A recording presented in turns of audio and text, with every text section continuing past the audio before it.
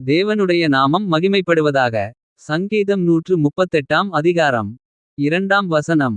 உமது பரிசுத்த ஆலயத்திற்கு நேராக நான் பணிந்து. உமது கிருபையினிமித்தமும் உமது உண்மையினிமித்தமும் உமது நாமத்தை துதிப்பேன். உமது சகல பிரஸ்தாபத்தை பார்க்கிலும் உமது வார்த்தையை நீர் மகிமைப்படுத்தியிருக்கிறீர். கர்த்தருக்குள் பிரியமானவர்களே. தேவன் நமக்கு செய்த நன்மைகளை எண்ணி அவரை துதிப்போம்.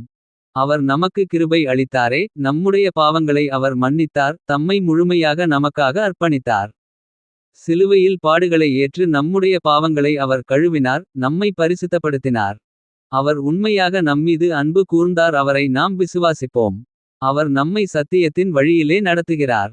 அவரை நாம் துதிப்போம். அவருடைய கிருபையினாலும் அவருடைய உண்மையினாலும் நீதியினாலும் அவர் நம்மை மீட்டாரே. அவருடைய பரிசுத்த ஆலயத்திலே நாம் அவரை துதிப்போம். சபையிலே சாட்சி கொடுப்போம். தேவன் அவருடைய வார்த்தையை கொண்டு நமக்குள்ளாக மகிமை அடைந்தார். நாம் அவருடைய வார்த்தையாகிய இயேசு கிறிஸ்துவை விசுவாசிப்போம். தேவகுமாரனை அறிக்கை செய்வோம். தேவனை நாம் பற்றிக்கொள்வோம். ஆமென்.